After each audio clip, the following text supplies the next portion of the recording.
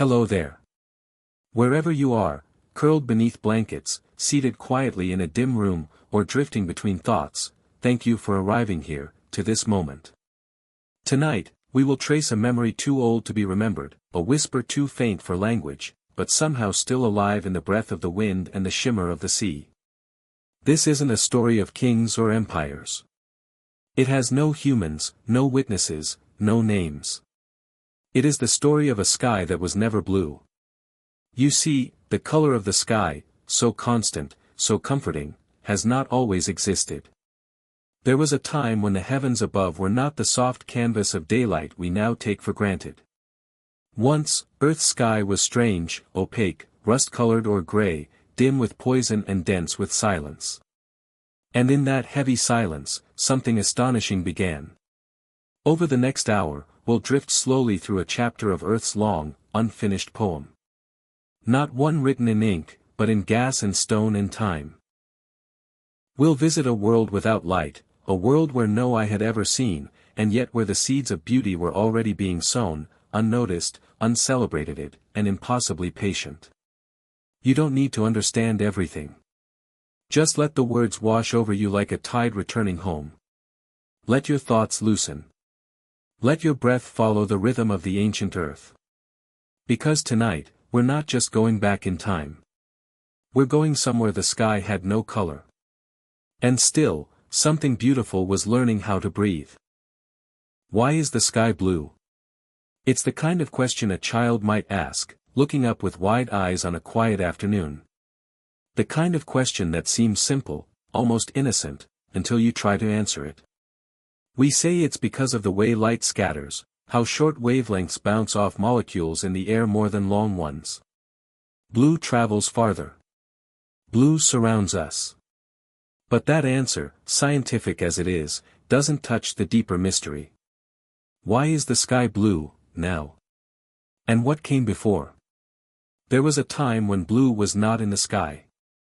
Not because there were clouds, or nightfall, or storm, but because the very air lacked the conditions to create it. Back then, the sky was a different kind of presence. Not gentle. Not endless. It was a veil of strange gases, heavy, choking, tinted with the breath of a planet still learning how to exist. Imagine standing on a shoreline billions of years ago. The waves are unfamiliar, the air thick and metallic. The sun, smaller and dimmer, strains to pierce a haze of carbon dioxide and methane. There is no blue above you. No birds. No sky as we know it. Only a suspended weight, like the underside of a lid, pressing down on everything. And yet, the world was already changing. The seeds of the sky we know were already there, invisible, impossible, dormant.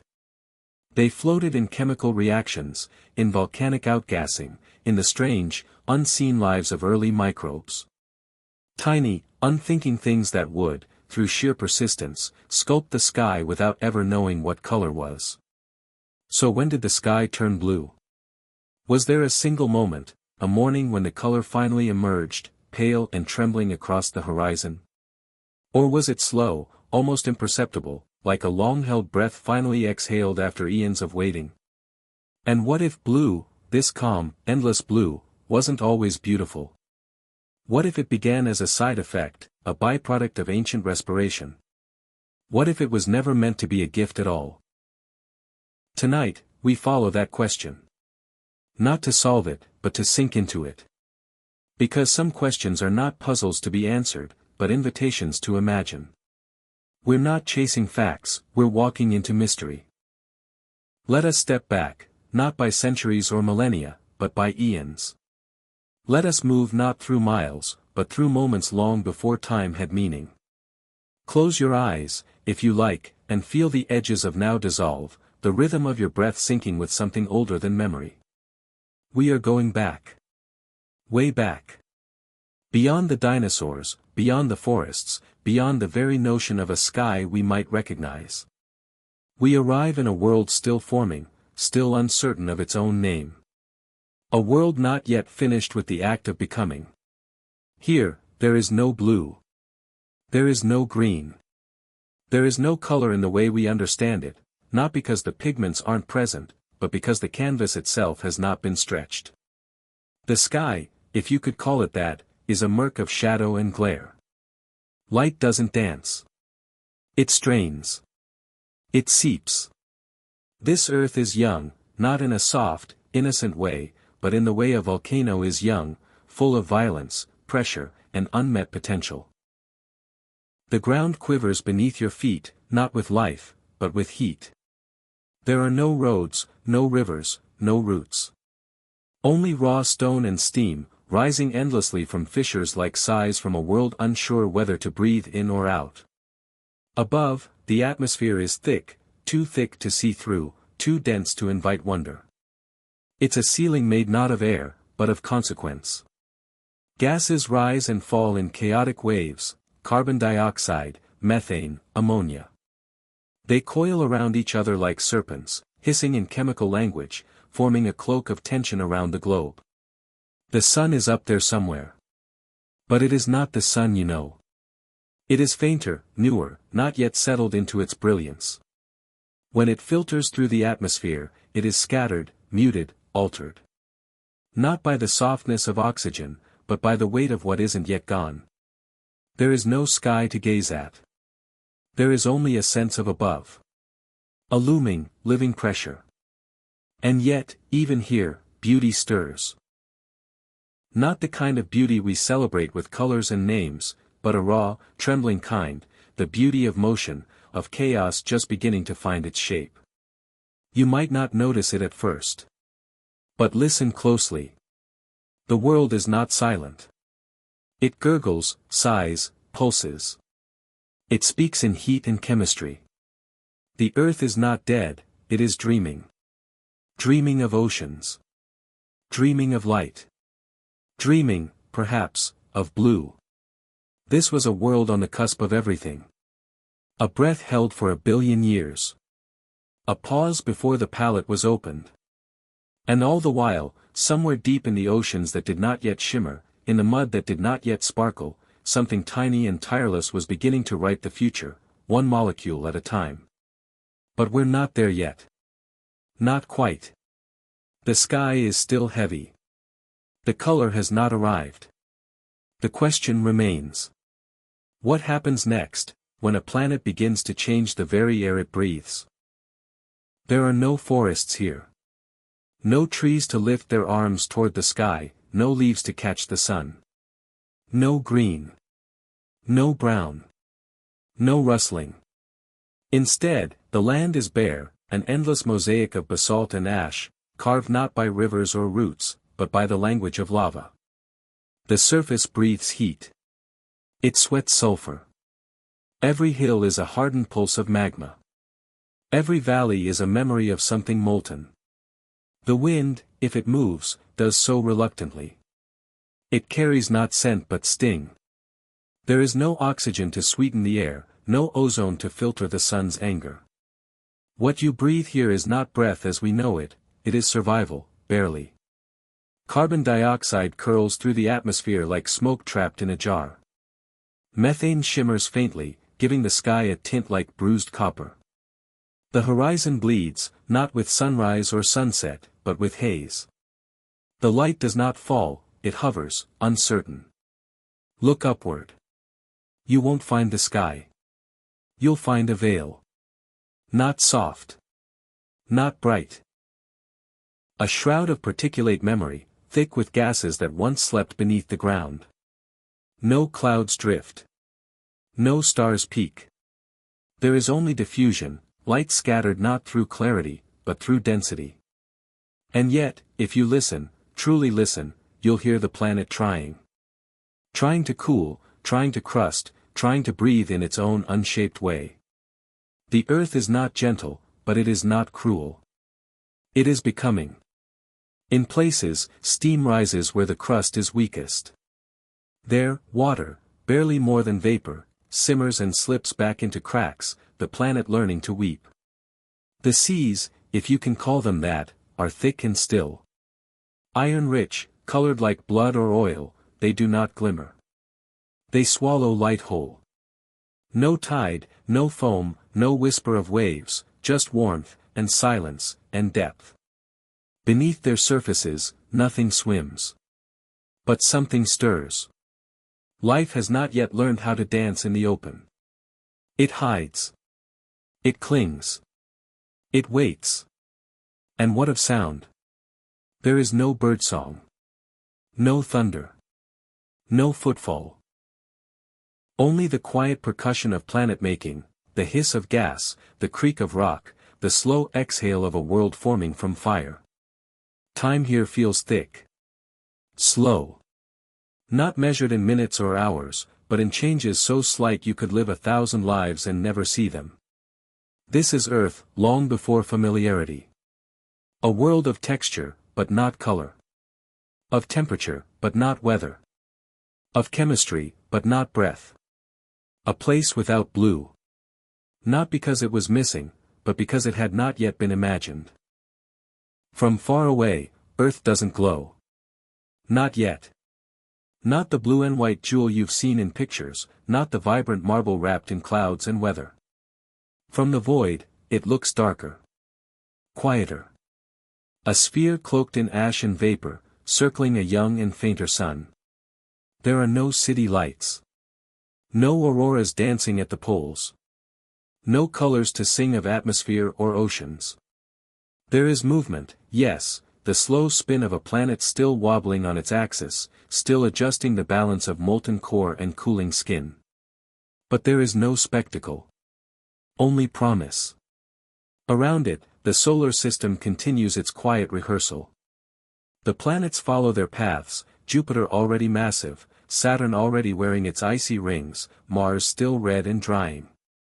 Venus, Earth's twin in size but not in fate, shimmers with a heat too intense to dream of life. Earth is different. Not because it is ready, but because it is restless. The moon, newly formed from a cataclysmic collision long past, still orbits closer than it does today. It looms large in the sky, tugging tides that barely exist yet. Its pull is strong, and it keeps Earth's tilt steady, a tilt that, much later, will bring seasons and rhythm and story. But now, it is simply gravity. A quiet companion. In space, there is silence. A silence more profound than anything we know. It does not hum. It does not whisper. It simply is. And within that silence, Earth circles the sun, year after year, turning its face toward warmth and then away again, though it doesn't yet know how to count the time. The sun itself is not yet the brilliant engine it will become. It burns with less ferocity, its light stretched thin across the void. And when that light reaches Earth, it doesn't scatter the way it will one day. It isn't filtered through nitrogen and oxygen, isn't turned soft and blue. It hits a veil of greenhouse gases and rebounds, heating the planet unevenly, unpredictably. There are no dawns. No dusk. Just a slow shifting of light, from pale amber to deeper rust, as the sky changes not with time but with temperature. And somewhere beyond, stars burn indifferently. They have always burned. Long before Earth, long before this Sunday. They watch, if stars can be said to watch, as planets form and crumble, as light stumbles through gas, as molecules dance in water that barely ripples. They do not intervene. But they illuminate. And perhaps, in that quiet light, Earth begins to wonder. Not as a mind, not as a creature, but as a presence.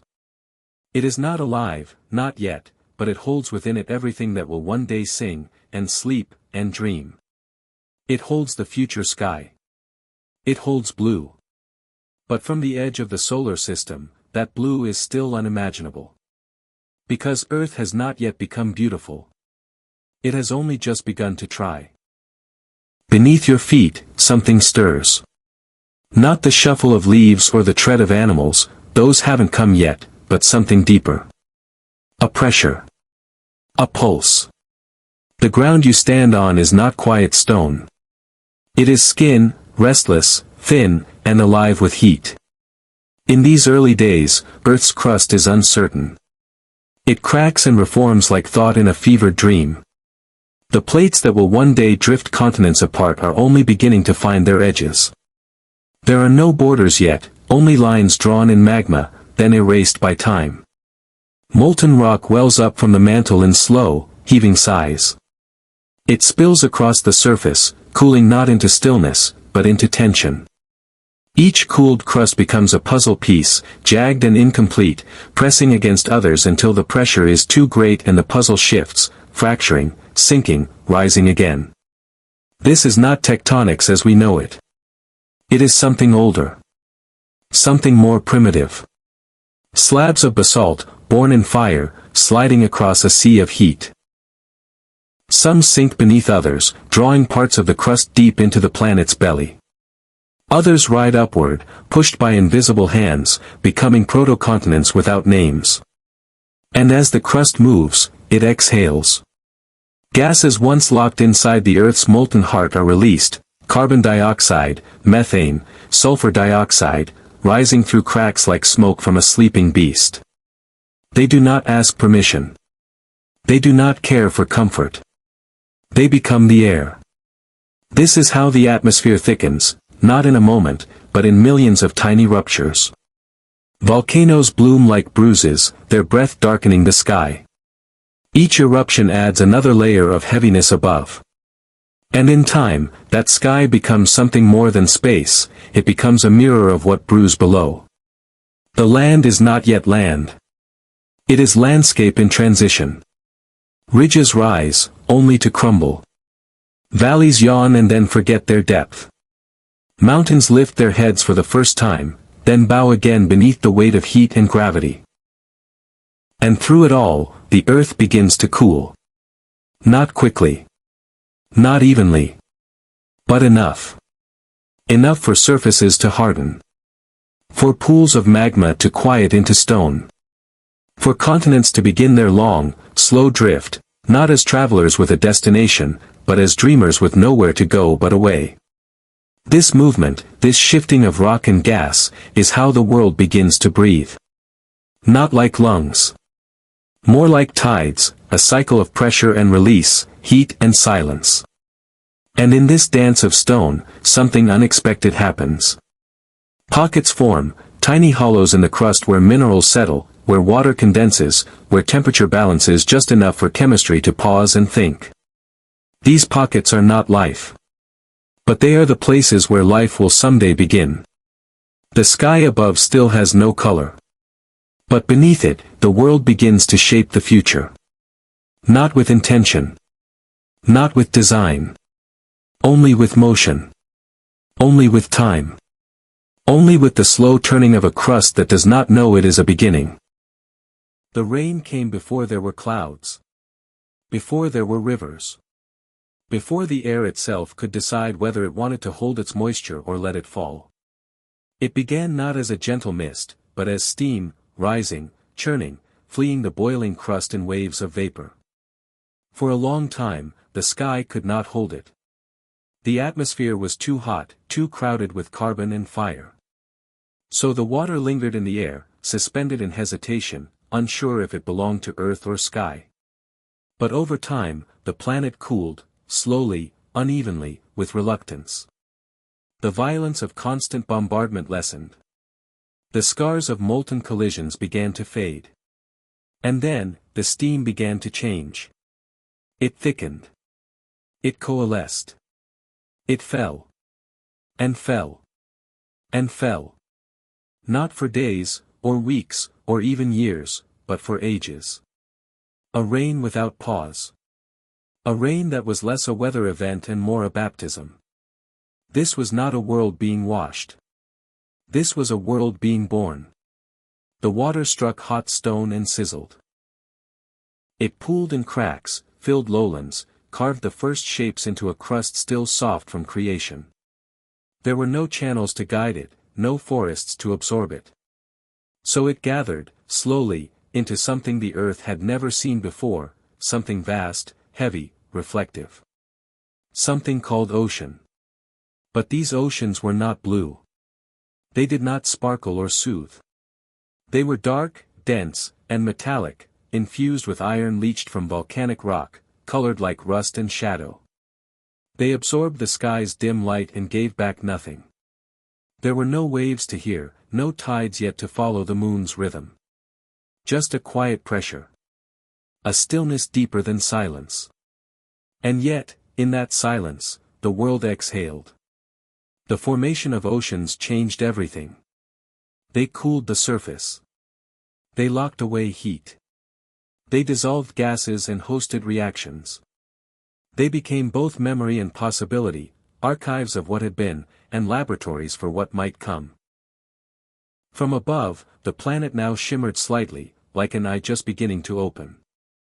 The ocean stretched across the crust like a thin veil, covering wounds not yet healed, hiding secrets not yet written. The continents, if they could be called that, were small and scattered, lonely islands in a world of water. And under the surface, something stirred. Not life, not yet. But ingredients. Molecules bumping into one another in warm shallows and deep vents. Chains of carbon and sulfur exchanging electrons like hesitant introductions. The sea, though lifeless, was full of chemistry. It whispered in ions. It pulsed in gradients. It was learning to listen. Above it, the sky remained closed. No color. No clarity. The gases still hung heavy. The light still struggled. But now, for the first time, the sky had a reflection. It looked down and saw water. And though it could not yet see blue, it had, perhaps for the first time, begun to dream of it. The sky, even now, remains opaque. It does not invite the gaze. It does not offer softness. It hangs above the world like a thought unfinished, thick and strange and uncertain of its purpose. This is not the air we know. It does not shimmer. It does not move with grace. It does not carry scent or sound in familiar ways. Instead, it holds weight, a heavy, chemical memory of a planet that forged itself from fire. The gases that make up this early atmosphere are not friendly. Carbon dioxide, abundant and unfiltered, traps heat like a fevered dream. Methane swirls among it, invisible but potent, amplifying the warmth in silence. Ammonia adds its sting. Hydrogen, light and restless, slips away into space. And oxygen, the element we now cling to, is almost nowhere to be found. It is an air without breath. And yet, it is an air that surrounds everything. It blankets the oceans, shielding them from the cold void of space. It presses against the land, seeping into cracks and caves and minerals. It holds in its currents the raw ingredients of change, even if those changes will come slow as erosion, as slow as thought forming in stone. Sunlight reaches this sky, but it is altered. The gases twist and bend the rays, filtering them through a prism of toxicity. Light that would be blue is scattered, yes, but not into beauty. Into confusion. Into muddiness. Into a haze the color of old copper or tarnished glass. There is no sunrise here, not really. Only the dimming of dark. No sunset, just a gradual sinking into more shadow. The sky is neither day nor night. It simply is, a suspended moment stretched across time. But it is changing. Quietly. Reluctantly. Volcanoes continue to breathe. Hydrothermal vents whisper to the sea. Chemical reactions flicker in shallow pools. And from deep within the water, where light barely reaches, where warmth meets the coldest depths, life begins to consider its first experiments. With it comes the beginning of transformation. Not immediate. Not visible. But inevitable. The gases in the atmosphere will shift. Not because they choose to, but because the planet is beginning to host passengers, tiny, invisible ones, who take what is and turn it into something new. They do not know they are writing the future. They only survive. For now, the sky remains thick. Heavy. Without color. But suspended in that weight is potential. The atmosphere is not just a veil. It is a womb. It holds the breath that will someday be shared. The light that will someday scatter blue. It did not arrive with a flash. There was no thunderclap, no divine spark, no music to announce it. The world did not pause. The sky did not part. The oceans did not stir with revelation. Life began quietly. So quietly, in fact, that the earth itself might not have noticed. Not at first. Not for a very long time. In the warm, mineral-rich shallows of ancient oceans, where light diffused like memory through water thick with metal and silt, molecules met. Some clung. Some folded. Some replicated. Most dissolved. But a few endured. A few began to copy themselves, not perfectly, but well enough to try again. They were not creatures. They had no thoughts. No purpose. No eyes to witness what they were becoming. They moved not with grace, but with necessity, propelled by heat gradients and chemical hunger. They floated. They settled. They drifted into the tiniest fractures in the world's crust, hiding from chaos in silence. And in that silence, they multiplied. These first forms of life were impossibly small, single-celled, lacking nuclei, lacking names. But they held within them the greatest rebellion in planetary history, the audacity to persist. To take what was and reshape it, slowly, blindly, into something else. They were chemotrophs, drawing energy from iron, sulfur, hydrogen. Their lives were a negotiation between what was available and what could be endured. They built no structures. They had no language. But their presence changed everything. They did not intend to. They simply existed. And that was enough.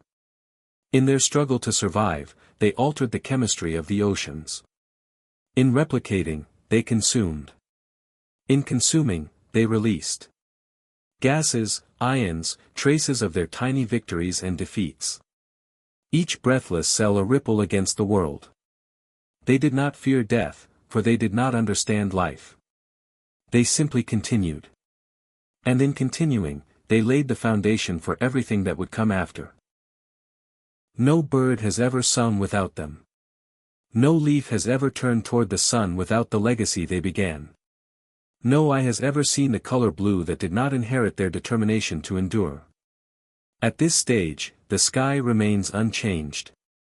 Still heavy. Still colorless. Still blind to the miracle forming beneath it. But something has begun. Not a shout. A whisper. And in that whisper, the planet begins to listen. They had no mouths, but they exhaled. They had no eyes, but they shaped what eyes would one day see. They had no minds, but their persistence rewrote the planet's story, page by microscopic page. Among the countless early lives drifting through iron-dark seas, a few began to do something unprecedented. They reached toward the light. Not in a conscious way.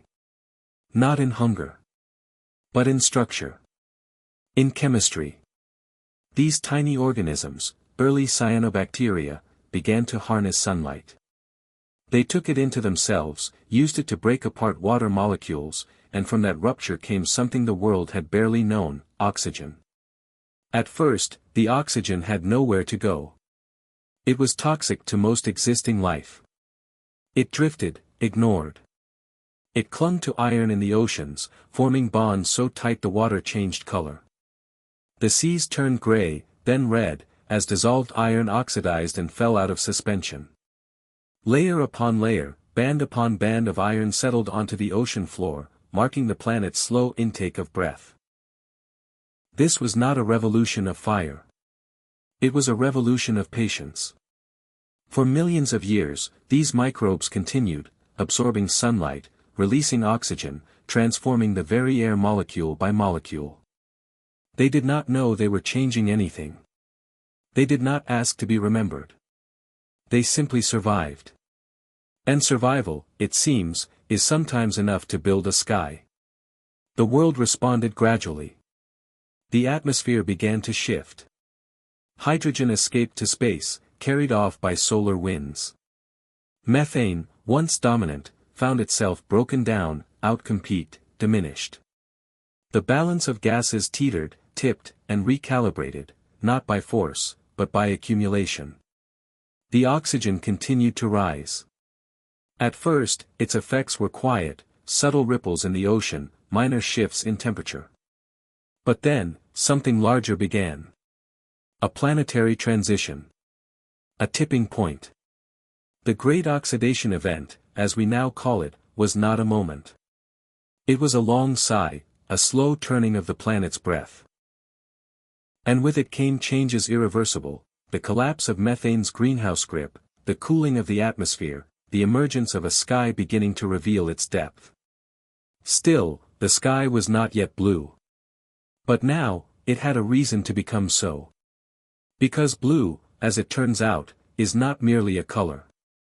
It is the signature of scattered light, of light bouncing off particles in a certain kind of air. And finally, Earth had begun to make that kind of air. The bacteria kept working. They did not stop. How could they? They did not know what they were doing. They were not building for anyone. They were not striving toward beauty. They were simply following a process, a cycle, an ancient cellular rhythm. But through them, the planet was waking. The sky remained veiled, but thinner. The oceans were still dark, but clearing. And far above it all, the sunlight waited. Ready. Imagine standing at the edge of that ancient sea. There are no birds overhead. No insects hidden in brush. No rustling of trees, because there are no trees. The wind does not sigh through leaves, because there are none to catch it. The world, if it speaks at all, speaks in silence. This is not the silence of a quiet room. It is not the hush after music fades. It is a deeper kind of quiet, a silence so vast it presses against you. A silence that exists not in the absence of sound, but in the absence of things that make sound. No footstep has ever landed here. No voice has ever called out. No heartbeat has echoed through lungs. The only sounds are the low murmurs of geology, the distant hiss of a fumarole, the bubbling pulse of a vent deep in the sea. Even these do not travel far. The air is too thick, the ground too young, the atmosphere too dense to carry sound as we know it. Vibration dies quickly. Echo finds nothing to reflect from. And yet, beneath the surface, the world is anything but still. The microbes continue their quiet work. They divide, expand, absorb light and release their invisible breath. They do not sing, but they shape the score. Their chemistry is composition. Their repetition is rhythm. Above them, clouds begin to form, not yet the soft, cotton shapes we know, but hazes and curtains of vapor, dancing on the edge of sky and sea. Light touches them differently now. The air is thinning, and the rays find more to scatter against. Sometimes, if the haze lifts just right, the light bends in a new way. The sky begins to hint, not yet of blue, but of brightness. A promise. A prelude. Still, there is no song. No chirp. No call. Just the long inhale of a planet that has not yet learned to speak. But silence is not emptiness. Silence is space. And space can be filled. Someday, footsteps will cross this ground. Winds will carry pollen and perfume. Whales will sing into the depths, and thunder will roll across mountaintops. But now, in this in-between moment, Earth listens only to itself. And the sky, still colorless, still mute, waits. It waits for voice. It waits for eyes. It waits, patient and unfinished, for the first sound of wonder. The earth has stopped screaming. It still murmurs, still shifts, still exhales. But the chaos of its earliest days has softened. What was once molten rage has cooled into quiet tension. Crust thickens. Ridges rise. Patterns begin to form. The world, at last, is finding its shape. Not in perfection. Not in symmetry. But in rhythm. Across the vast, steaming oceans, land begins to gather itself. Not as continents, those will come later, but as fragments. Islands born from fire. Ribbons of stone. Chains of uplifted seabed. They break the horizon timidly, like thoughts unsure if they should be spoken aloud. These are proto-continents, stitched together from ancient rock. Their bones are greenstone and granite, materials forged in heat, cooled in silence, and pressed upward by time. They hold no trees, no grass, no feet to walk them. But they exist. And their presence changes everything. Rain, once falling endlessly into ocean, now meets resistance. It strikes land. It carves. It pools. It gathers in hollows and slips into cracks. Rivers are not yet born, but the idea of rivers is being rehearsed. The earth is experimenting with movement. Wind, no longer lost in open water, begins to shape the edges of these new lands. It scours stone. It collects dust. It learns how to sculpt. And beneath the waves, life clings to these rising masses. Microbial mats, simple, layered communities, spread across shallow seabeds and warm tidipools. They trap sediments. They build upward. Slowly. Deliberately. Layer by translucent layer. These are the earliest structures built by life, not homes, not tools, but living architecture. Stromatolites. Pillars of patient breath. They rise from the seabed not in grandeur, but in persistence. Each layer a page in Earth's quiet autobiography. They do not move. They do not shimmer. But they mark a turning point. For the first time, life is altering not just chemistry, but landscape. These living rocks catch sunlight, release oxygen, and give texture to the edge of sea and sky. Their forms are simple, but their impact is profound. They are the first collaboration between biology and geology, a handshake across domains. And above them, the atmosphere continues to shift. Oxygen, once imprisoned in the oceans, begins to escape. Bit by bit, it seeps into the air. The haze begins to thin. The veil begins to lift. The light begins to bend more cleanly, more subtly. The color blue is still hidden, but it waits just beneath the surface of sky. The Earth, with its first stable crust and first sculpted coastlines, has become more than a planet. It has become a canvas. Still rough. Still incomplete. But ready. The sky was changing. Not suddenly. Not loudly. But with each breath of a microbe, with each ripple of ocean light, the air above the world was becoming something else. Oxygen had been seeping into the atmosphere for ages, quiet, unnoticed, invisible. At first, it was absorbed by rocks, soaked up by minerals, bound to elements that had never met such a thing. It was unfamiliar. Unwelcome. But persistent. Eventually, there was nowhere else for it to go. And so it began to build. What followed was not celebration. It was collapse. The delicate balance of gases that had warmed the Earth, methane, especially, was broken. Oxygen, for all its promise, is a disruptor. It tore apart molecules that had held the heat in place. The thick, suffocating greenhouse blanket was pierced, shredded, scattered. And suddenly, the Earth began to cool. At first, the change was gentle. Breezes sharpened. Clouds thinned. Shadows lingered longer in the corners of the day. But then came the shivering.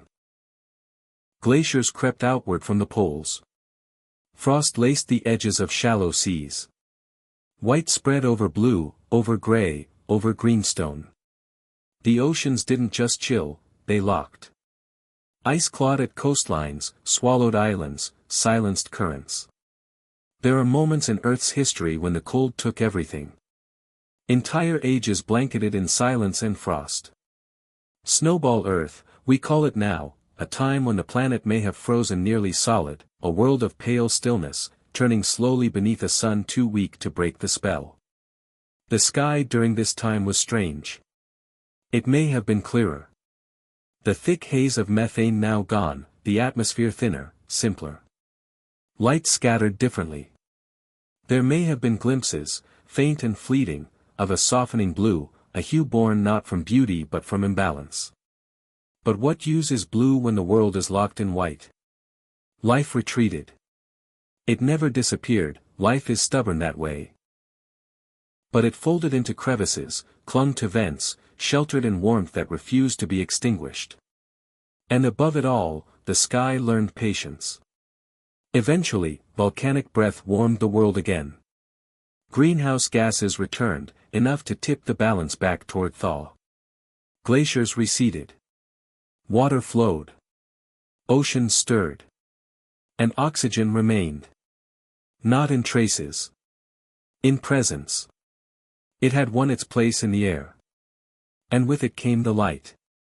The real light. The kind that, when scattered by this new atmosphere, this air remade by countless invisible lives, reveals something the planet had never known before. A sky. A true sky. And within it, the first whisper of blue. There is a moment, quiet, almost imperceptible, when change becomes irreversible.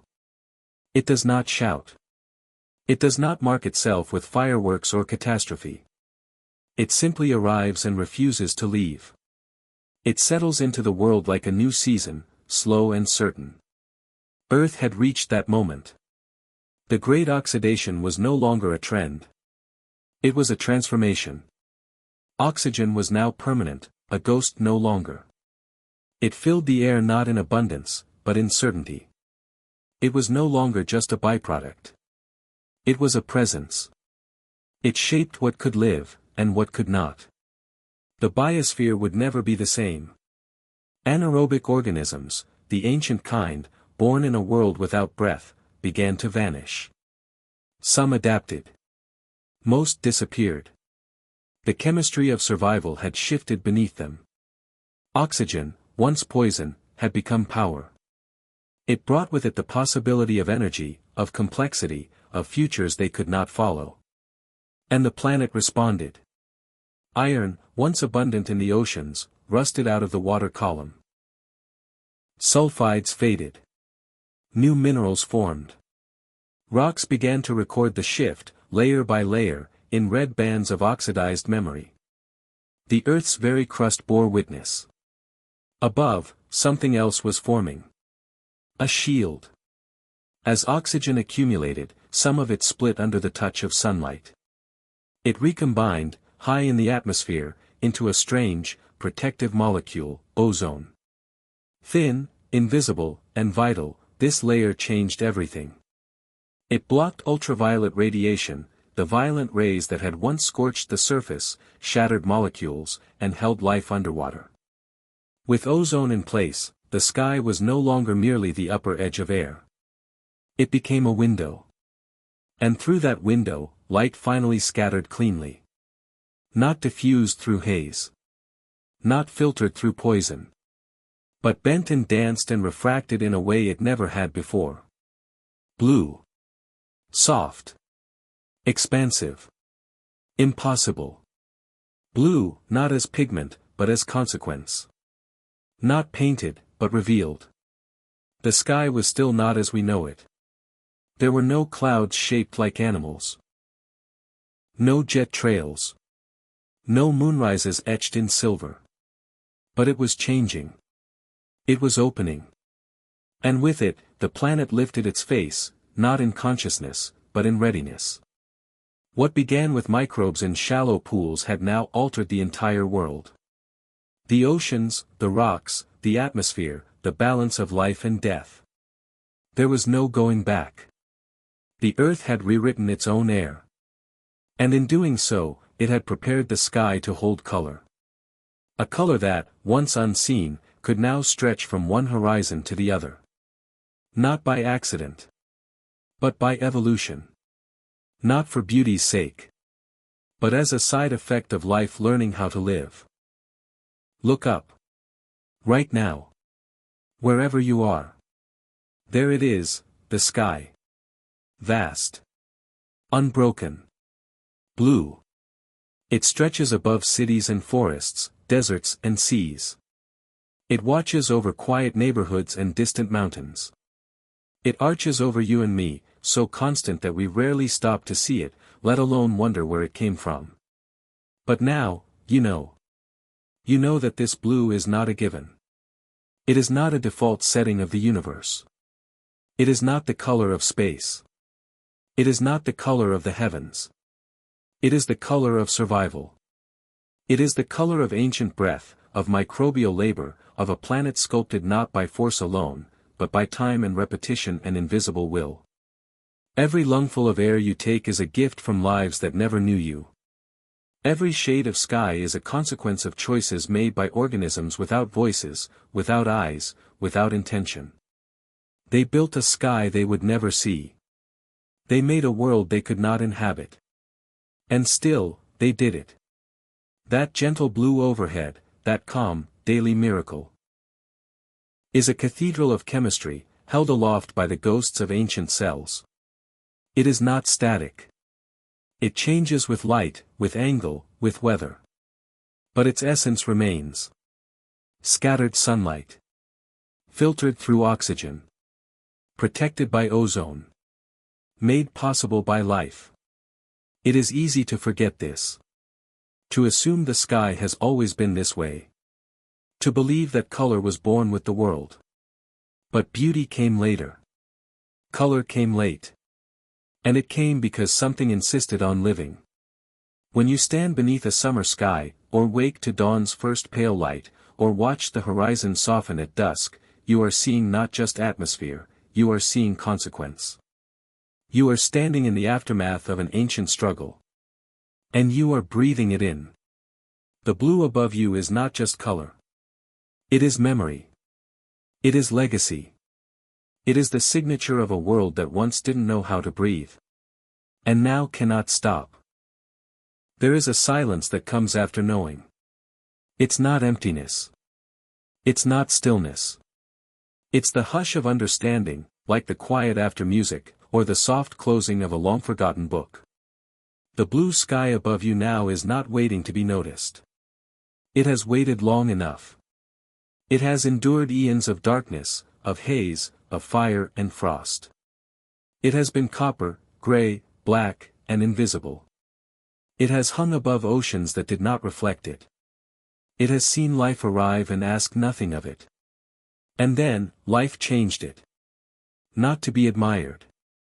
But simply because it could. And now, every day, the sky reflects that persistence. That ancient insistence on being. It wears blue like a story half remembered, a color that speaks not of beginnings or endings, but of continuity. Of something still unfolding. Perhaps the sky was never meant to be beautiful. Perhaps it became beautiful because something within this world kept breathing long enough to allow it. And now we stand beneath it, unknowing inheritors of a palette we did not paint. So the next time you look up, whether in the hush of morning or the hush just before sleep, remember this. The sky was never blue. Until something small, unseen, and patient made it so. And maybe, just maybe, the world is still becoming.